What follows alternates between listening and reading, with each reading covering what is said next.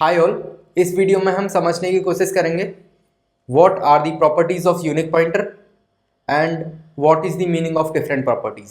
तो चलो स्टार्ट करते हैं। So first property is constant unique pointer can't be copied. So what is that mean? तो अभी हमने देखा कि अगर हमें ओनर से पास करनी है किसी भी यूनिक पॉइंटर की तो हम उसको एसटीडी मूव के थ्रू कर सकते हैं। Let's say this is my UPTR and इसकी जो ओनरशिप है वो मेरे को सीपीटीआर को पास करनी है। तो मैं क्या करूँगा, सिंपल यूज़ करूँगा एसटीडी मूव यूपीटीआर। तो अभी यूपीटीआर जिस भी मेमोरी लोकेशन को पॉइंट कर रहा था उसको मेरा सीपीटीआर पॉइंट करने लगेगा, यानी सीपीटीआर अभी ओनर हो जाएगा और एंड यूपीटीआर जिस भी मेमोरी को पॉइंट कर रहा था वो डिलीट हो जाएगी, यानी वो सिस्टम से फ्री हो जाएगी। हाँ, but in case of constant unique pointer we can not use STD move. Let say UPTR जो है वो कॉन्स्ट यूनिक पॉइंटर है, that is const unique ptr and it is the pointer of some x class and uptr।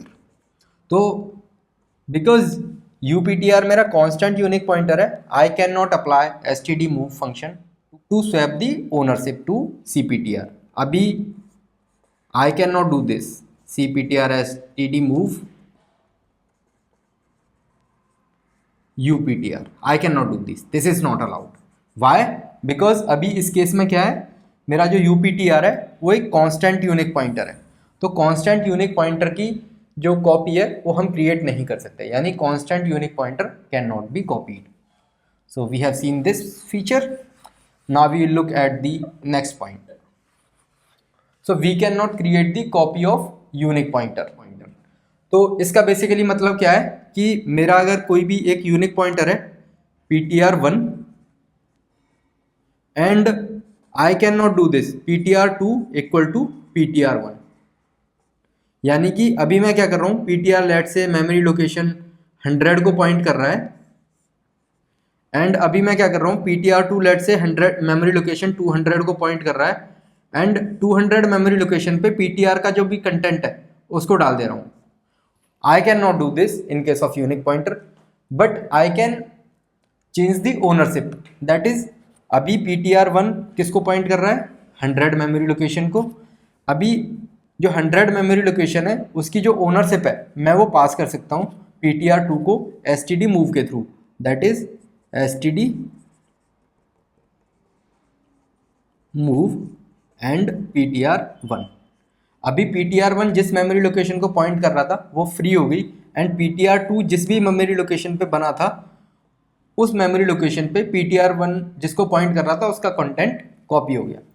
यानी कि मैं simply ये नहीं कर सकता कि ptr1 equal to ptr2 because copy is not allowed in case of unique pointer.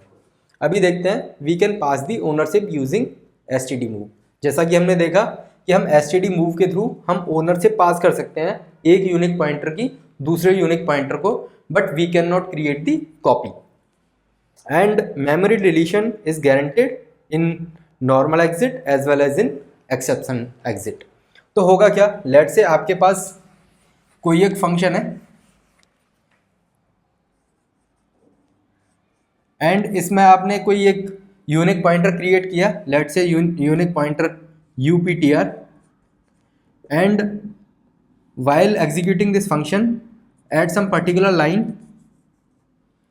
exception occurs। यहाँ पे exception आ जाता है एंड यहाँ पे कुछ तो लाइन एग्जीक्यूट होनी थी, तो उस केस में भी uptr जिस मेमोरी लोकेशन को पॉइंट कर रहा था वो फ्री हो जाएगी, बिकॉज uptr जिस भी मेमोरी लोकेशन को पॉइंट कर रहा था वो फ्री हो जाएगी उस केस में भी। एंड अगर नॉर्मली मेरा एग्जीक्यूशन हो रहा है तो नॉर्मल एग्जीक्यूशन में भी मेमोरी जो डिलीशन होता है वो गारंटेड होता है, यानी कि यूपीटीआर जिसको भी पॉइंट कर रहा होगा वो नॉर्मल एग्जिट में भी फ्री हो जाएगी एंड एक्सेप्शनल एग्जिट में भी फ्री हो जाएगी। तो all these are the properties of unique pointer. I hope the video was helpful. Thanks for watching the video.